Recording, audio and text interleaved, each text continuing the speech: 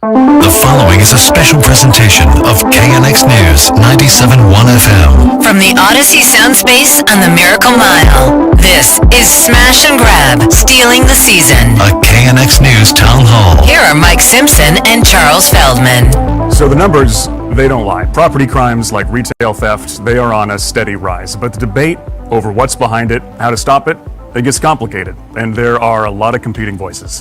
The law and order perspective, lock up more low-level criminals. The reformers' perspective, bring down the numbers without throwing more people in prison. The retailers, stop the stealing by any means necessary. And even the media, the challenge of balancing sensational stories of flash mobs and unsuspecting shoppers with the bigger picture. So our goal is to get to the root of what really is a very complex problem. We're going to start with a couple people for whom this is very real. We stopped by Luxury Jewels in Beverly Hills. They were hit by smash and grab robbers last year. It cost them millions.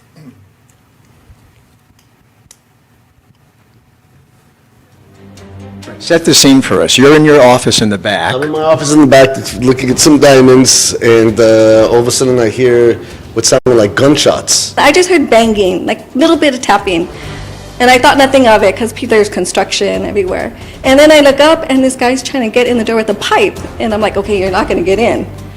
He leaves, and then two guys come back with a sledgehammer, and I just stood in shock. So once what I thought was gunshots stopped, I grabbed my gun, I came, checked on my employees, and while I was walking towards what was going on, they were grabbing stuff, and as soon as they see me with my gun, they started hightailing around the corner. And I started yelling at Peter to shoot him, and I don't know if it was the right thing to say at the time, but I was more upset, because it's like, how are they doing this to us? How long did it take him to get through the old window there? I mean, because they had the sledge, right? Literally, I think it was 13 or 15 hits, like 6 people hitting him. What was going through your mind watching this unfold? I couldn't believe it. I was in shock. You can't believe what's going on. Beverly Hills, Tuesday, 1:30 in the afternoon.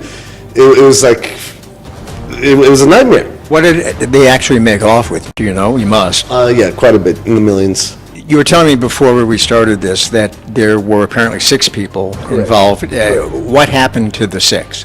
From what I understand, they caught 4 out of the 6. So they're up on federal charges, possibly 15 to 25 years each. Did you get any of it back, or how hard is it? Most likely what they do, they're going to melt the platinum and take out the diamonds and break it up. That must hurt you Yes, to it be in the does. business. It does. It's their work. It's been around that long. It's Yeah. 100 years old. Now it's just melted. Yeah. So what happens after something like this happens? Obviously, you're dealing with the police, but there are insurance issues and all that. What kind of a mess is it afterwards? Complete mess. We were shut down for a couple months. Why a couple of months? Well, then the window took a while to get because we had to get our insurance, wanted us to get even more of a special window, which we didn't have. We had to do paperwork for insurance. The floors were messed up. The frame was messed up. It's tough. Is there a day that goes by where you don't think about this? No, I think about it all the time. All the time? Because I don't want to be, attacked. I don't want to be a victim of something because they're watching you. I think they're always watching. Our thanks to Peter Sedgy and Cindy Delegara at Luxury Jewels of Beverly Hills for letting us talk to them about what clearly for them was a very awful experience. Tonight we're going to talk with some people who have very tough jobs trying to solve this problem. Todd Spitzer's with us, District Attorney for Orange County. Lieutenant Sergio Perez, Coordinator of the California Highway Patrol's Southern Division, the Retail Theft Task Force. Tanish Hollins is Executive Director of the nonprofit advocacy group Californians for Safety and Justice. Mark Bayart, prosecutor in the LA County DA's office, the retail theft investigations, and Sharis Kubrin, criminologist and researcher at UC Irvine, the School of Social Ecology. Sharis, I'm going to start with you as the sort of resident criminologist. How bad of a problem is this? And when I say problem, the so-called smash and grab, and we can sort of drill down later if you want to other forms of thefts, because there are certainly many, but the whole smash and grab phenomenon, if it is that, how bad of a problem is it? Right. So, Yes, it's on. yeah, okay. Go ahead. So, sorry. First of all, thank you for having this panel and for inviting me to be a part of this really important discussion. And I'm glad we're starting with the data and some of the facts. This is a bit challenging because we do not have good data on smash and grabs. In fact, we don't have really any systematic data on smash and grabs. Smash and grab is a classification, it's not a crime type. And so while we know about shoplifting, commercial burglary, commercial robbery, organized retail theft of the kind you're talking about, we do not have systematic data, and we've mostly have to rely on what retail establishments claim are happening in terms of the amount. So the answer is we don't really know, and that's part of the challenge. And have we seen some evidence of that over the last few months where we've had at least one of the big retail lobbying groups revise their numbers? They said about half of the shrink, what they lose was this kind of retail theft, and they said, well, actually, no. And then there's the Walgreens story, right? The CEO who came out and said, I think we maybe cried a little too much, was the quote, about how much was leaving the stores through this, and we had to close these stores, but actually those stores were going to be closing anyways. So it's a kind of a perspective we have to take before we start in on some of this. Right, exactly. So I think now what's happening is we're starting to realize the numbers are a bit all over the place, and we need to step back and take a deep breath and figure out what is actually going on. We have to challenge some of the claims that are being made by the retail establishments, because clearly they're having to walk back on some of those claims. And I think the San Francisco Chronicle did a great investigation in this. There was a piece in the New York Times today, an op-ed about these numbers and concerns. So I'm glad that that's starting to get a bit of attention. But why do they have to walk it back? Is it because of they don't have good control over their inventory? Is it because of incompetence at a corporate level? What is it that that is happening that requires them to walk back these numbers anyway? Well, the numbers are in question, quite frankly. It's the cause. Well, we can then get to the cause too, but before we even get to the cause, in terms of organized retail theft, smash and grabs, we do not have actual official data on a systematic basis to answer fundamental questions about how common this is. Now, you watch social media, you watch the news, and one particular picture is painted about how systematic and widespread it is. That, in conjunction with claims about the retail establishment, lead folks to be very, very concerned. And this is serious stuff. We should take it seriously. Nobody wants these organized retail theft rings doing what they're doing. But we also need to have a better understanding of how often this is happening. And I think it's been a bit overstated. Is this really a numbers game, though? I mean, listen to your interview. Those individuals were not only traumatized by the event, but the financial impact on their business, what it did to their livelihood, the fear it instilled with them on a daily basis. I mean, let's be real. This whole idea about retailers walking back numbers, honestly, I don't really care. Because every single time an individual goes into a business and creates this level of havoc, they need to be prosecuted. There's another subtle point that came in your interview that I don't know was really picked up on. They said the FBI and the U.S. Department of Justice is prosecuting this. This is Beverly Hills, California. This is not the Los Angeles District Attorney's Office prosecuting this or prosecuting it under California law.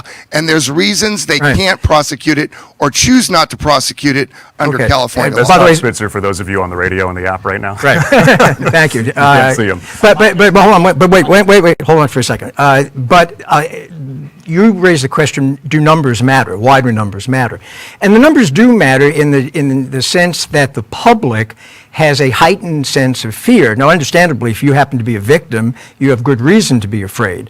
But there's a difference between rational fear and irrational fear, and there's a difference between whether the numbers, which Shara says don't really exist, indicate that this is a pervasive problem that people should be hyper concerned about. Is that right? Yeah, and I would also add that you can't really get a handle on how to solve a problem until you know what the extent of the problem is. These are the numbers, how widespread it is, and all of that additional information, which is not just noise, but a precursor to solving a problem, in my opinion. Lieutenant Perez, you looked like you were about to say something or wanted to. Oh, Mark, I'm sorry, you did. So cases should Use go your to mic. highest and best value for prosecution at all times. Having said that, often cases go in our jurisdiction of LA County, one of the largest, most populous counties in the nation, often go to the feds because the feds have already been tracking and surveilling that crew or that criminal outfit. And I don't know if that's the case here, but it sounds like this was a very sophisticated robbery, and that could explain why it went to the feds and not to our office. But Mark, I get LAPD, who comes to me all the time as the District Attorney of Orange County and wants me to prosecute the case, not George Gascon. So not you, Mark. You've been a career prosecutor for 25 years. This is not about you.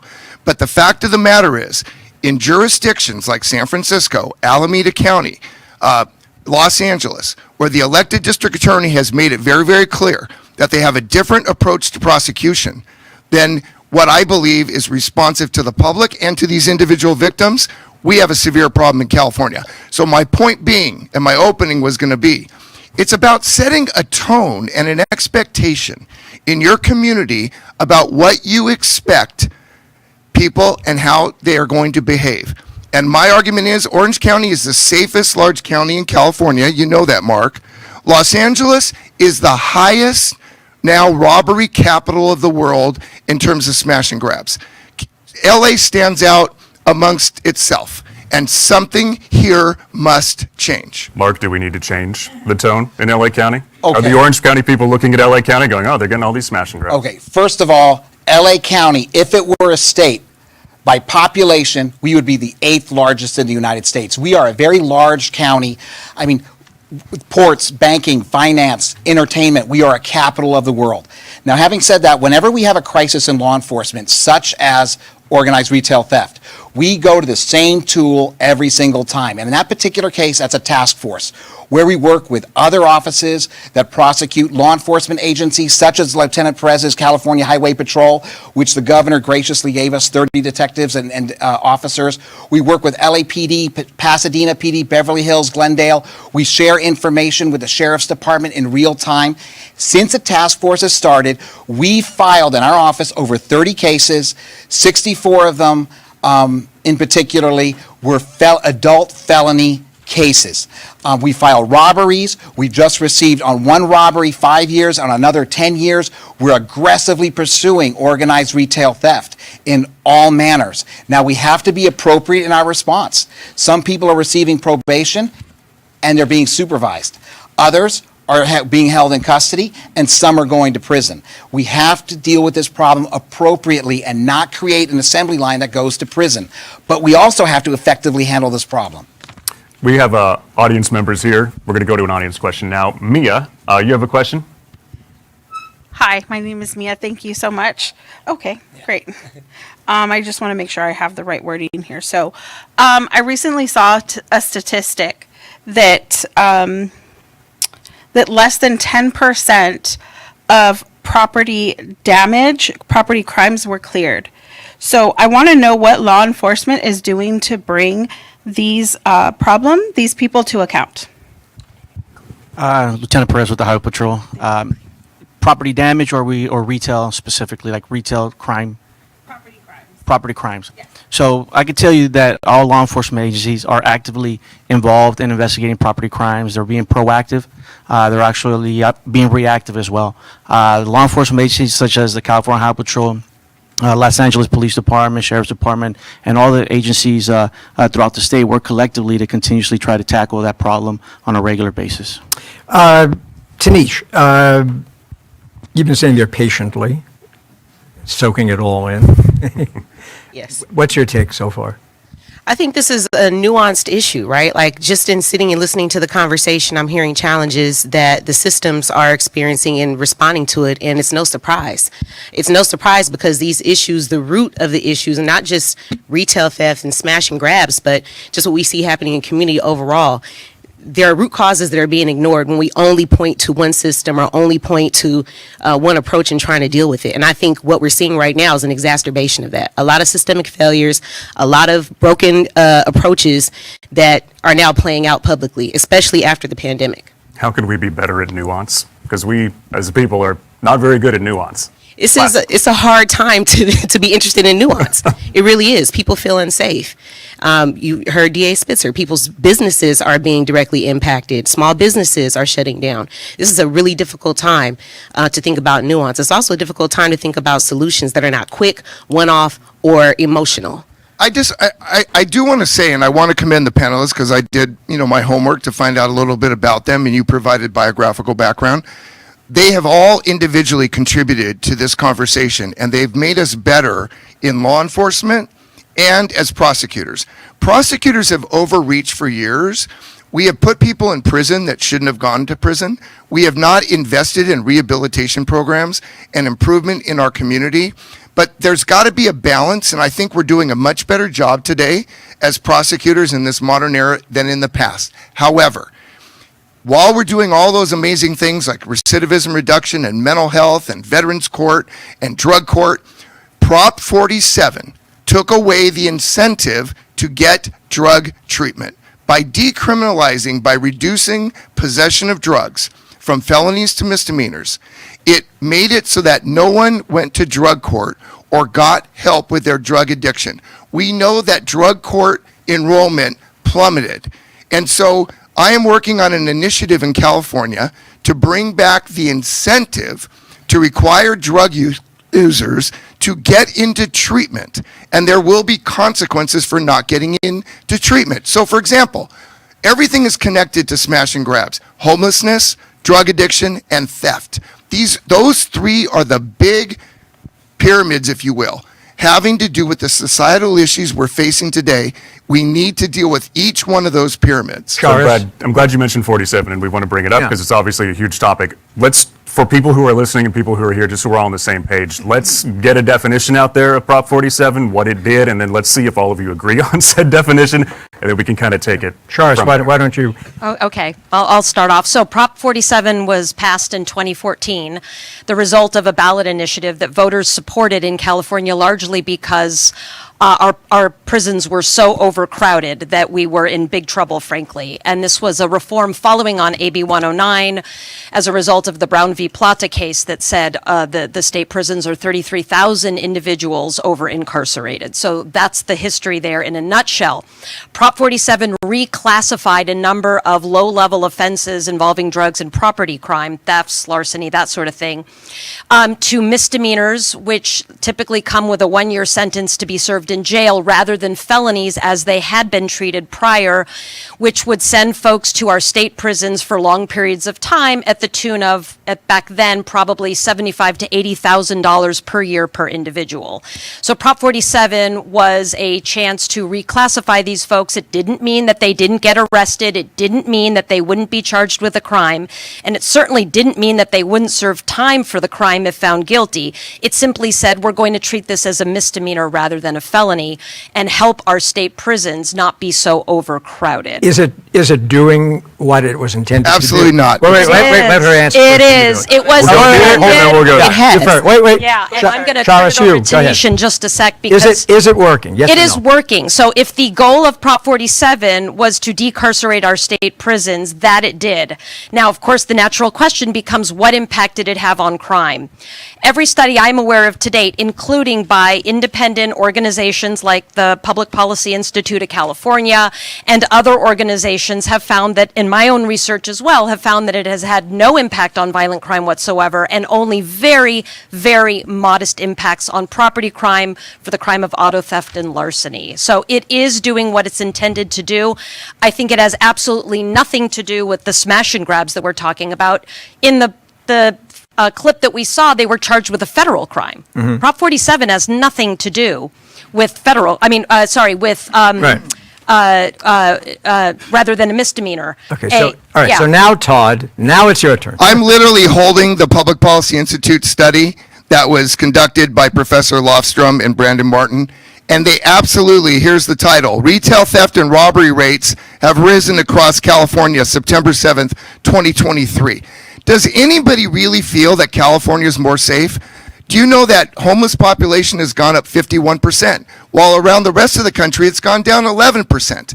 People do not feel safe today. People are concerned about their safety. And when we talk about the incarceration rate for individuals, are you going to tell that to the victims of the jewelry store after they pay their deductible and after they account for all their losses? And the insurance companies? Insurance companies aren't underwriting anymore in California. They don't want to do business in California because they're not going to tolerate the losses. So let us understand, homelessness has gone up, smash and grabs and robberies have gone up, Public Policy Institute of California, and Stanford University, and I have that study here too, has documented that homelessness has gone up. So when you add drug addiction, lack of treatment, theft, and homelessness, it is all somehow related. Many other factors, I grant you all that, but I will tell you, The precursor was AB 109 in 2011 and Prop 47 in 2014. For those of you just joining us, you're listening to KNX News Town Hall, special town hall. Smash and Grab is the name of the show, stealing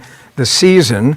Mark, let me ask you something. I spoke with a store owner earlier today in Orange County, and he said that he had been the victim of not one, not two, but 3 attempts at what he interpreted to be smash and grabs. What was interesting, I thought, was he said in each one of those cases, law enforcement told him that when the people who were trying to break into his store were apprehended, they all came from LA County, and they all said that they came down to Orange County, this is what the store owner said, because they thought it was just easier to pull it off, even though they ended up getting arrested. Does that speak to what Todd was saying a little bit earlier in the show about the differences in philosophy about prosecuting between the two counties, LA and Orange County? Well, the one thing I would say is, if it's so easy in LA County, why did they go to Orange County? But that's besides the point. What I will say is this. Organized retail theft, we can say there are a lot of reasons for it, and I know this is very simplistic. But the fact that you can walk into a bank with a mask over your face and wearing sunglasses and no one's going to bat an eyelash really changed the dynamic of organized retail theft. If I had done that in my 20s, and I'm almost 60 now, I would have been cuffed before I entered the bank. That's really changed the dichotomy right now. Because of the pandemic. Because of the pandemic. Right. So the surveillance video that retailers have established for the last 10 years, high quality, color, they've been able to identify people like that. Now with masks, and they're wearing these capering outfits in black sweats and black shoes and black socks and sunglasses and sometimes hoodies, it's hard to find them. And these are crews that are traveling all over the state and even outside the state. This is a national problem. This isn't an LA problem. It's not a Southern California problem. It's a national problem, whether it's Florida, Texas, or New York, or what have you. And when we talk about Prop 47, and we lowered the threshold for a minimum filing on theft. We have 950 in California. Below it's a misdemeanor, above it's a felony. 40 states, the minimum threshold is $1,000. Texas, a red state, is $2,500 in theft loss to have a felony, up to $30,000 in loss, and then it's a 2-year maximum top. And they're having ORT problems. So to say that we're soft, that's not the rationale. But what you hear out there, there's 1,000 interviews, and they say, if it's under 950, they're not going to go every after single them for the day. misdemeanor. They're not going to There's try no it. Or they think serial they're going to theft. walk out and just be like scot-free. There's and got away no with it. serial theft.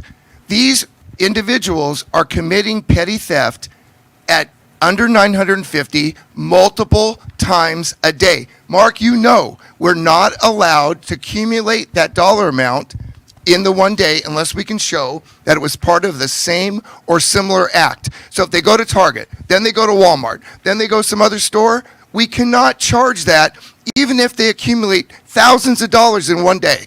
That is wrong. That's wrong, Mark. But we can work under 490.1 of the Penal Code, the organized retail statute, and aggregate crimes, and we can also pull in juveniles on misdemeanors.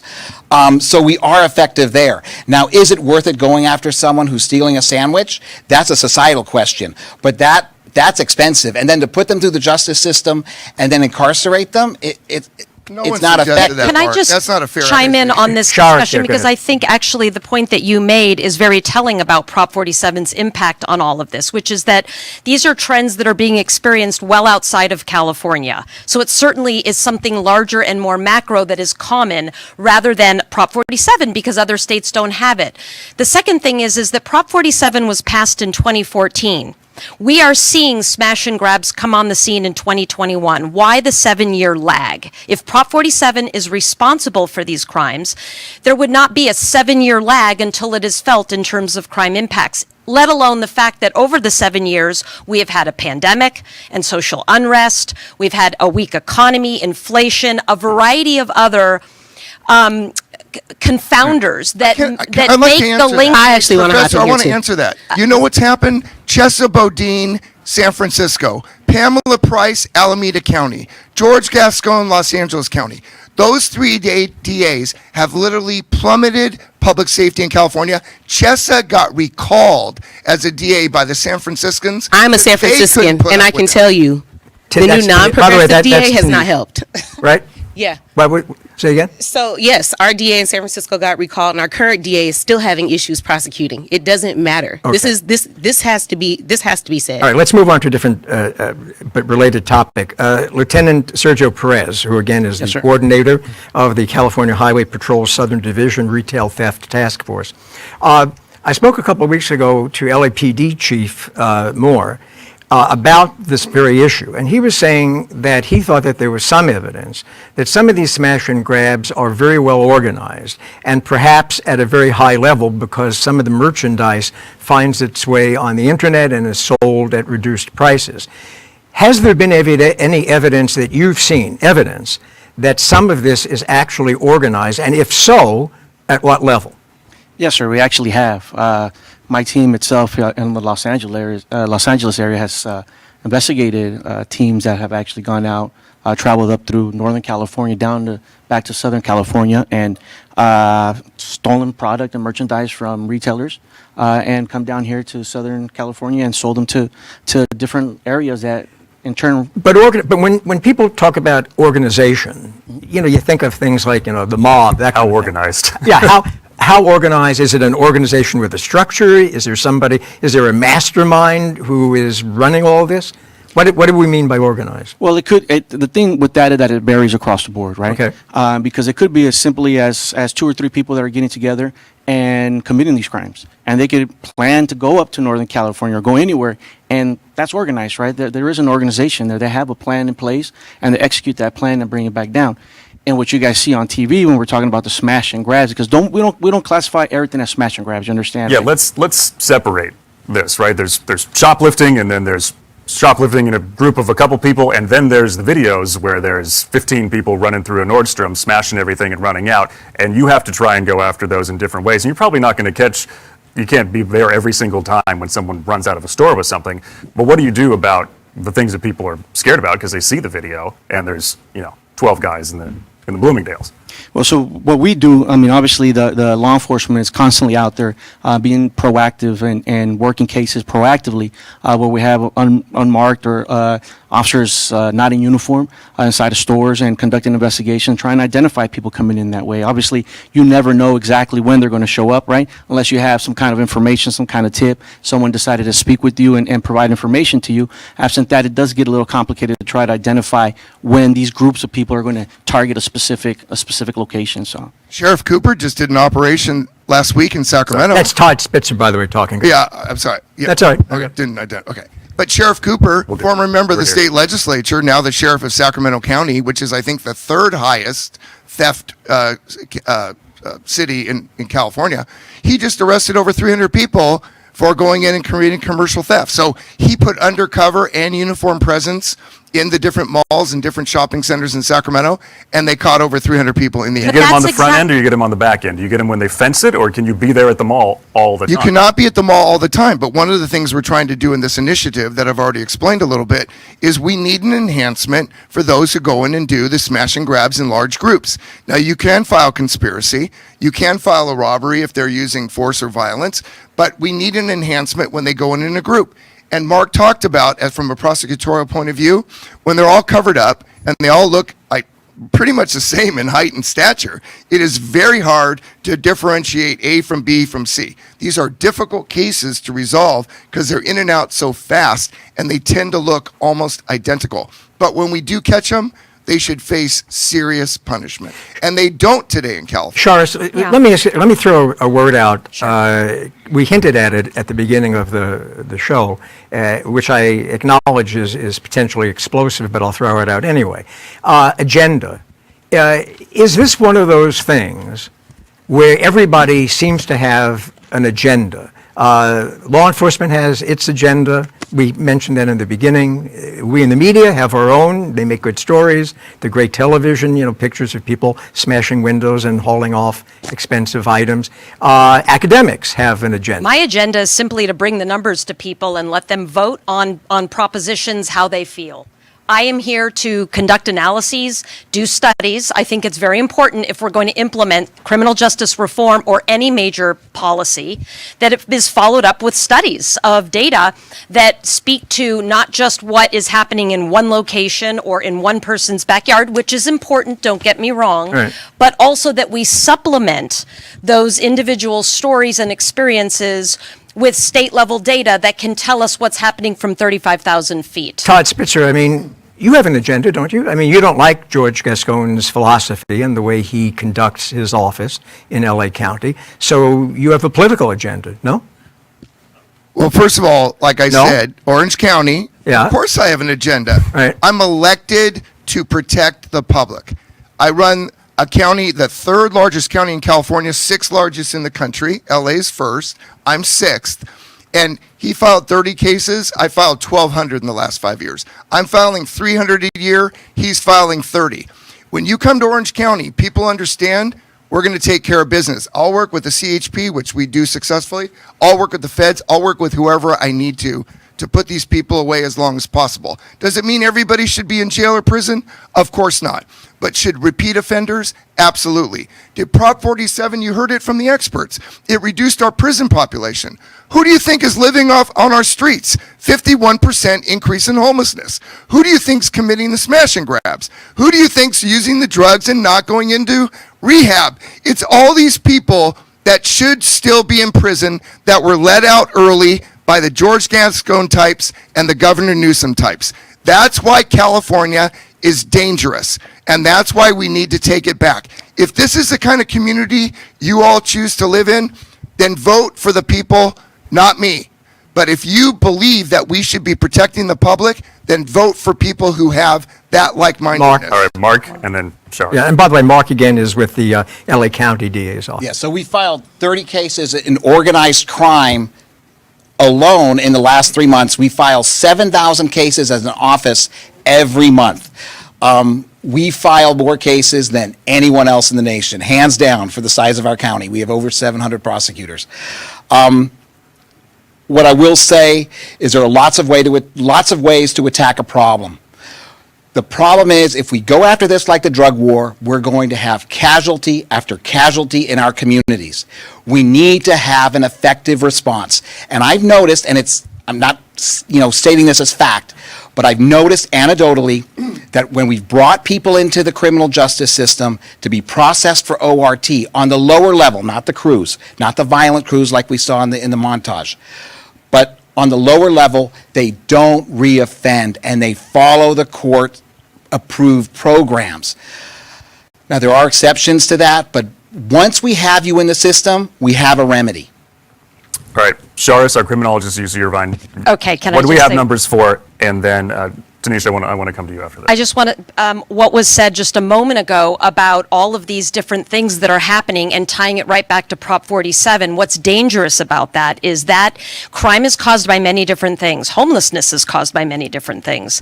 And we have to do studies and evaluations. We can't just look at what crime is doing after a policy is enacted, because that policy may or may not be responsible for that uptick. What's interesting about Prop 47 is that it only comes into discussion when crime is going up, not when it's going down. So what's strange to me is that we'll have crime going down, no one says, great job, Prop 47, but the minute it goes up, it surfaces again as a problem. So you can't have it both ways. If it's predicting crime, it has to predict it in both directions, in other words. My other thing is that at the end of the day, we need to do these studies and evaluations so that we are enacting policy that is not based on agendas, as you talked about, whether it's an agenda to be elected or an agenda to have certain kinds of policies in place, but rather what the science says. We don't go to doctors who don't look at medical studies to make decisions about how to treat patients. Those doctors, that's quackery. We shouldn't have correctional quackery.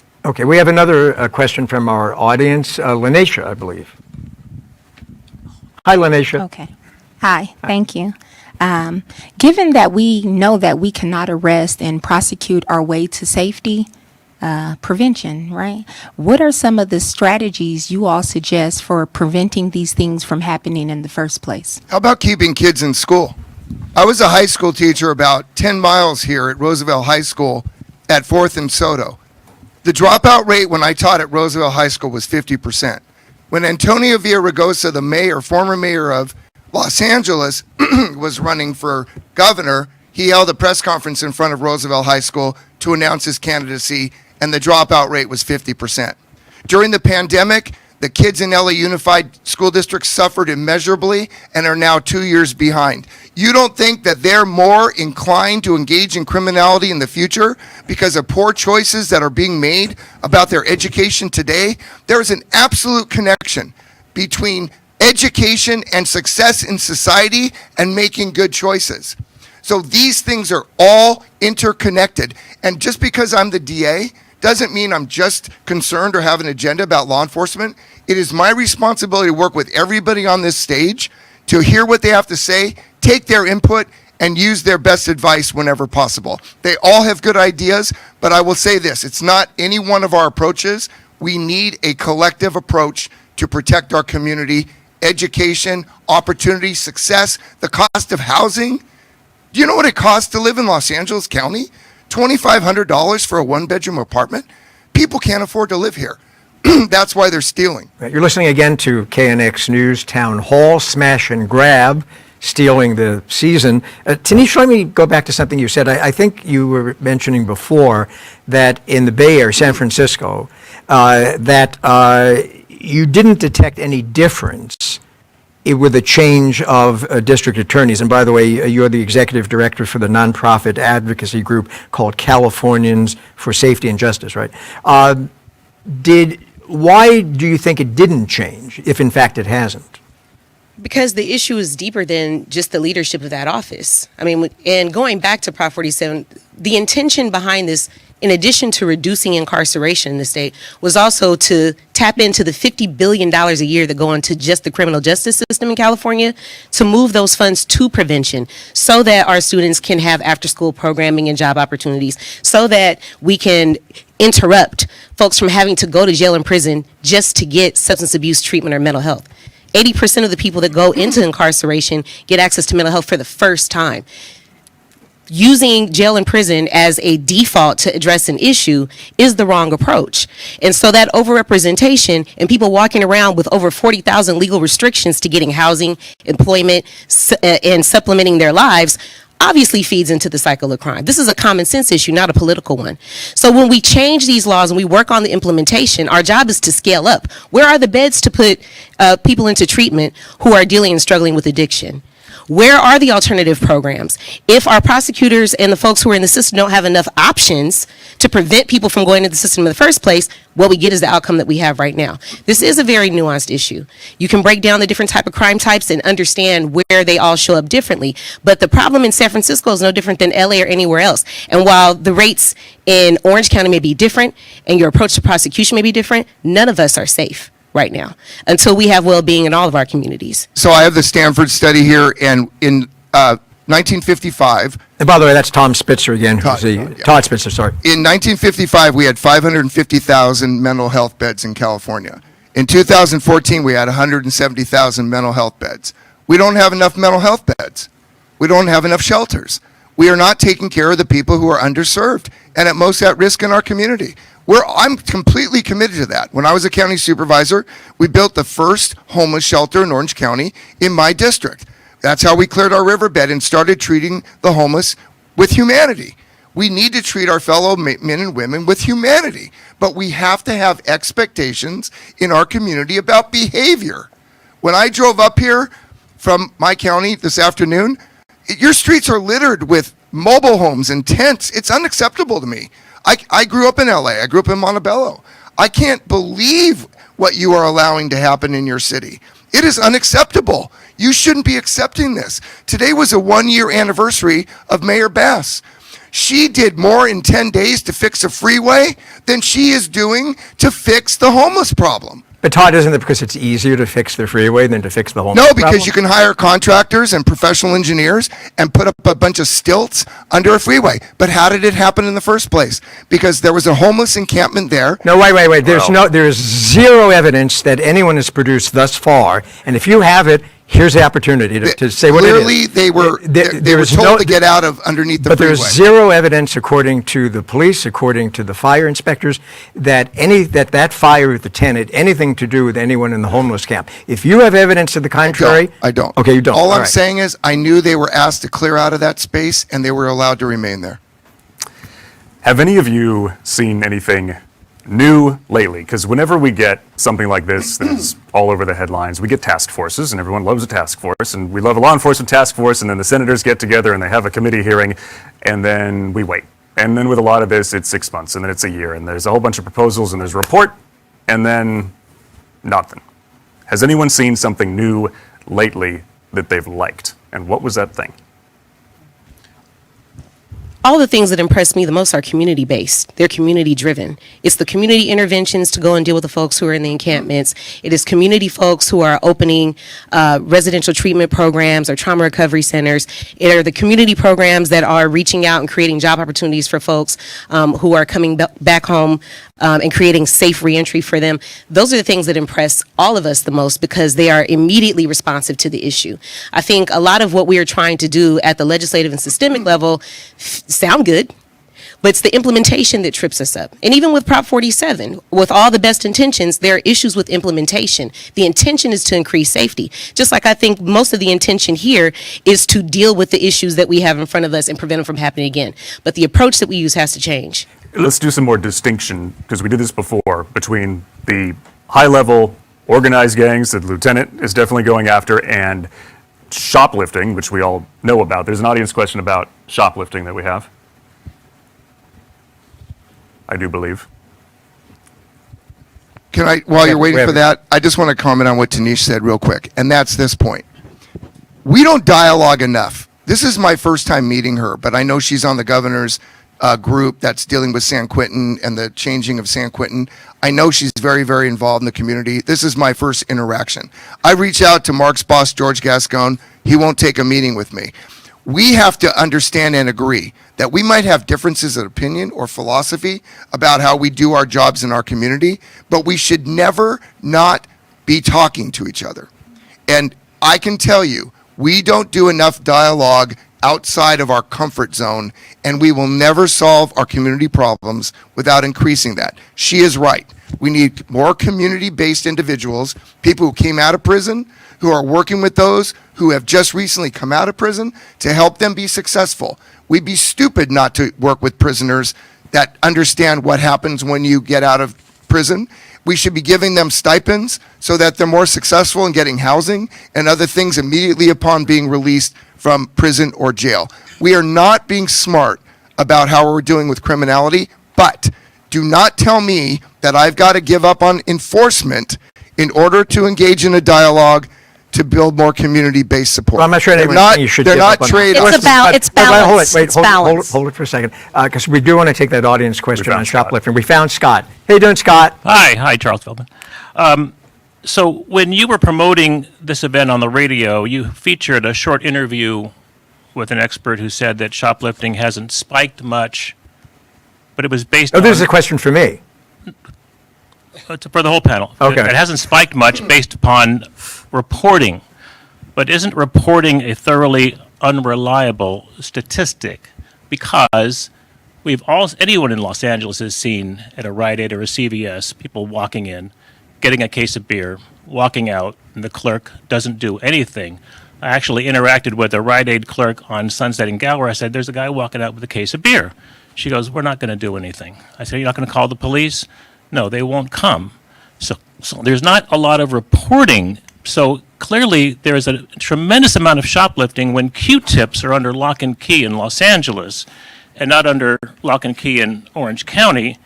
Clearly we have a problem of shoplifting, and there is the numbers aren't skewed anyway. They're just massive, but we just don't know the numbers because reporting is way down. Why don't we let Lieutenant Perez, since you're the local police person here, do you think that that is part of the problem, is an underreporting, and also that store owners just don't want to report shoplifting because they think the cops won't come? Well, obviously, I can't speak for all the store owners, right? But I can tell you that speak for the cops. Yeah, well, we do Tom? respond. We do respond. Okay. Right, and I could tell you since the inception of our task force, the California Highway Patrol, just alone this year, we have 221 proactive investigations. We've responded to about over 2,100 actual retail theft investigations that we've completed. We've recovered over $33 million worth of product to give it back to the retailers. So we actually go out there. We do respond to some of these things. Retailers call us all the time. They reach out to us. We have a good relationship with the retailers and our ally agencies. And we are actively involved in investigating. Can I add something to that? But Lieutenant, the governor employed, and I commend the governor for doing this with the CHP. But this gentleman's question is about the small fish, not the stuff that the CHP is focusing on. And the fact of the matter is this.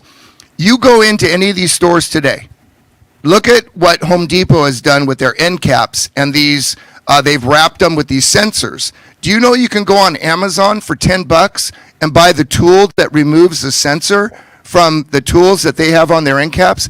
They are removing those tools. Do you know if you want to buy wire, you want to buy Romex to do an electrical job, it's under lock and key, and they put it in a box at the register because of the copper, because they resell the copper and fence the copper. Yeah, the and fencing do you know, is an and I'm not issue. done. And do you know that storekeepers cannot put their hands on individuals that steal? Because can you imagine when they steal your property and they trip and fall and break their knee because you try to apprehend them? They turn around and sue you and get $1 million. The people that steal are suing the shop owners, and that's why they're all being trained not to put their hands on.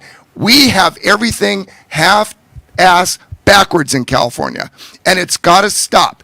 We are being, crime pays in California. It's got to stop. Okay, you're done now. Yeah, Sorry. thank you. So just to respond to the gentleman's question, so one thing that's really interesting is there is some issue with underreporting, but it's not as dramatic as everyone seems to think it is. But PPIC did a study of shoplifting in California. While commercial burglary is up, commercial robbery is up, and organized retail theft is a concern, shoplifting rates have been lower than they have been ever in the 12 years prior to the pandemic. This is PPIC. The Council on Criminal Justice, an independent, nonpartisan organization, just released a report, I don't know if that's the report you were referring to, that examined shoplifting trends in 24 U.S. cities and found that, and I want to get my numbers exactly correct because of misinformation, in the first half of 2023, 17 of the 24 cities in the United States reported decreases in shoplifting, including in San Francisco, of all cities, that has one of the worst reputations in terms of what's going on there. So I do think, this isn't to say that we can't be vigilant and we can't find solutions, but we also have to be very clear about what is happening and where it is happening, and that is why we need tailored, community-based responses, not overarching policies that ratchet up punishment as if one size fits all fits everything. But Professor, you're missing the major point. How in the world does PPIC quantify these statistics when it's not reported? That's his point. People are no longer reporting. They don't want to get in law enforcement and be subpoenaed. They don't want to go to court and sit there all day and miss work for a $50 or $45 case of beer. His point is, none of this data, your data, any of the professors, all you academic people in your ivory tower, that this stuff is inaccurate because it's not being reported. You can't study something that isn't being reported. Disparaging a profession does not make your point any more correct. The reality is that there's a lot of information in the study about how this is classified and reported. There is some questions about reporting not being perfect, but in fact, Challenges of reporting have always been in existence. So if we're comparing over time, which is what they're doing, we can make those comparisons. Reporting of low-level shoplifting has perpetually been a challenge for law enforcement. This isn't anything new. You're listening to KNX News Town Hall Smash and Grab, Stealing the Season, live here on KNX News. That was Sharis Kubrin, criminologist at UC Irvine. Tanish Hollins at Californians for Safety and Justice, ever patient today. You were nodding your head a couple times. I'm letting the prosecutors and the criminologists duke it out. Y'all can have that. Your thoughts, please, on this issue of, things are happening and nobody's calling. And how do we know? Well, I mean, so crime data is not great either. Law enforcement data is not great either, right? So we have an issue with data across the board. And then when we do look at the data that we have, we do see that, the tone, to your point, that folks feel in community about feeling unsafe, right, because of what they're seeing. That's a real thing, right? People do feel unsafe. Whether the data says that crime is down or up, or that crimes are not being solved historically 8-10 years in a row, which is also data that needs to be explored, right? So that's an important factor to name. But I do want to come back to the tone, because I think the tone that we're setting right now, even in some parts of this conversation, can be very dangerous. How so? Because we cannot rely just on law enforcement to instill values in our community. We have bigger issues here that we need to deal with. Now, when people commit crimes, there should be an accountability system that we're able to tap into. Right now, the system we have doesn't create enough options for us. It's very limited, and it's given us bad outcomes. So what would you do different? What do we do? Well, the first thing we have to do, to your point, D.A. Spitzer, is talk to each other. Because you've never called me, but it's nice to meet you. Okay? It's nice to meet you. We're exchanging numbers after the show. We're going to talk after this, right? But it does start with conversation. It also starts with talking to and engaging with the people who are most impacted by the issues. I think we make a lot of generalizations about who's doing what and why they're doing it. Again, nuanced. But not everyone who's homeless and on drugs is committing theft. Right? Not everyone who's committing theft has been to jail or prison. Like, there's a lot of nuances in this that we have to be mindful of.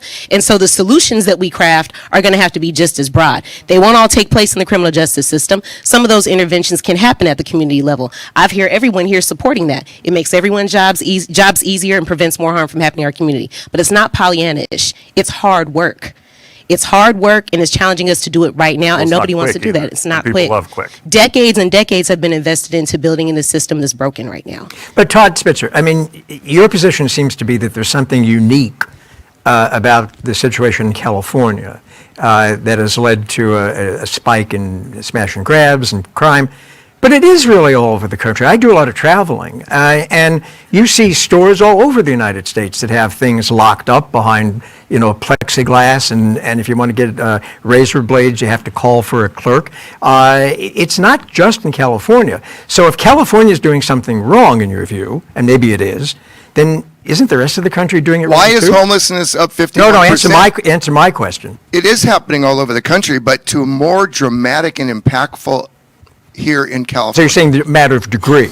I think it's exponentially worse here in California than other parts, and it's documented in the Stanford study where homelessness is higher here than anywhere in the country, including blue states, led by Democrats. But not everyone who's you're making it sound like everyone who's homeless is a criminal. No, I mean, they're not. No, when I talked earlier in the show, I said homelessness, drug use, and theft are the big pyramids that need to be analyzed to deal with the issue of theft today.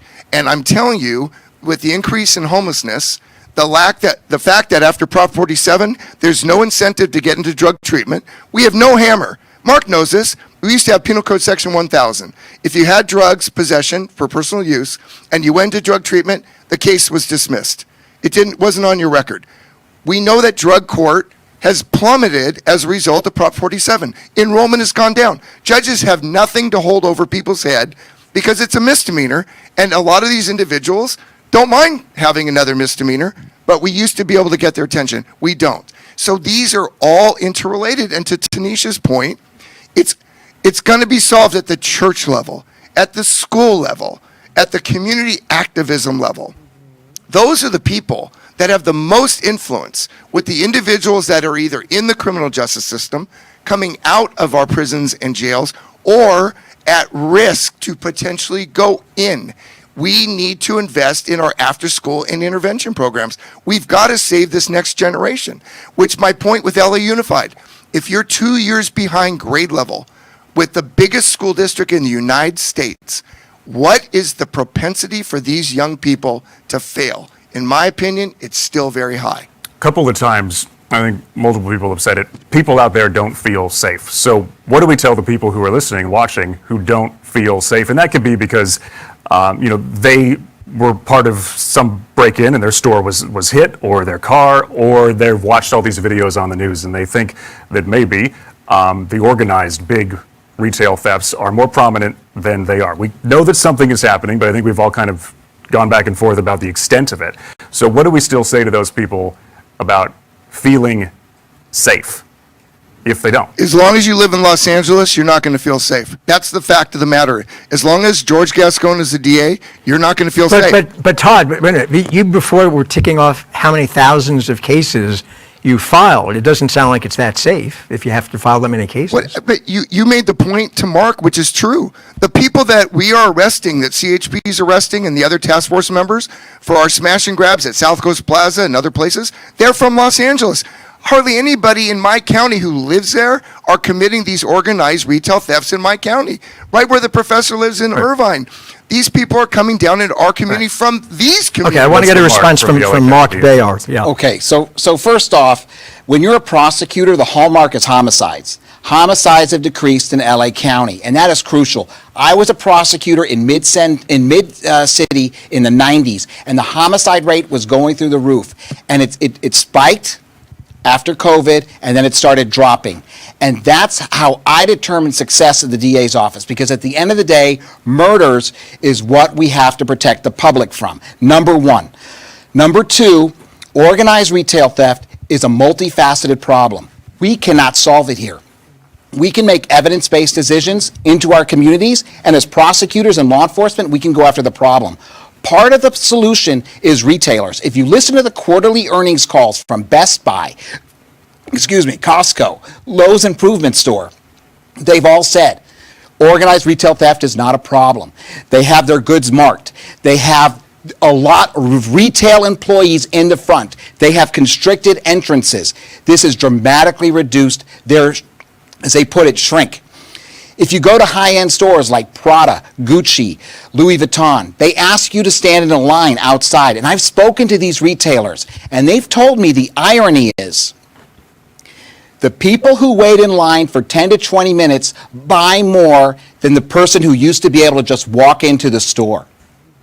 We are going to change, and I'm not saying it's right, but we are going to change the retail architecture, the way we run stores in the United States. And I don't want to mention a specific retailer, but I'll say Dollar General. They'll have one cashier on duty, no security guard, late at night, all alone. 23% of workplace deaths take place when an employee is alone. We need more people in the stores. We need security. Right.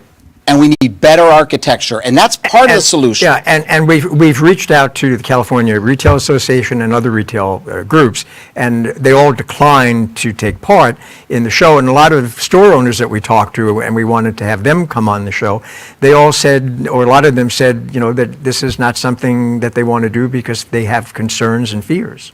During the pandemic, do you all remember when next to Union Station, all the trains got looted that were sitting on the rail waiting to drop off their cargo?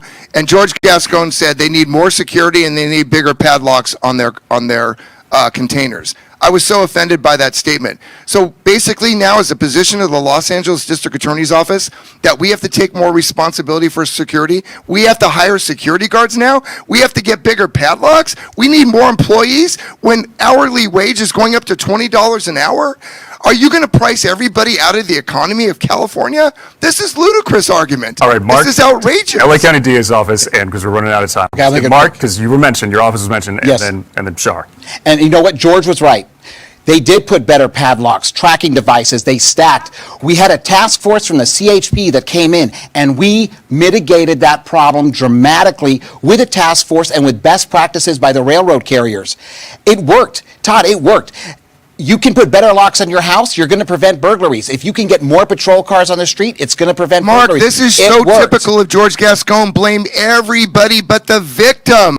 What about the people that are just working hard every day, trying to get through their life, take their kids to school, pay their bills, and pay their taxes? You're blaming everybody but the person responsible, the perpetrator. My message is, you want to have a quality of life, move to Orange County. Can I respond to your Yeah, very question, quickly. Rich? Yeah, Very which quickly. is what can be done. I think in terms of media reporting on this, I think it's really important to talk about some of the success stories and change the narrative a little bit, because right now it's all doom and gloom. And fair enough, we have problems that need responding to. I never want to minimize crime, but we just heard from Sergio about all the amazing things that are happening, task forces that are being created, as well as community-based programs that are making differences. It'd be nice to hear more about those successes and give a more balanced picture about what is working so that we can focus in that direction as well. There is clearly a lot more that we can discuss, but we are going to have to leave it at that for now. Thank you so much to our panel, to the team at Odyssey Los Angeles, our producer, Jonathan Service, the audience. Thank you for being here. Another KNX News Town Hall. For Charles, I'm Mike. Good night. Happy holidays.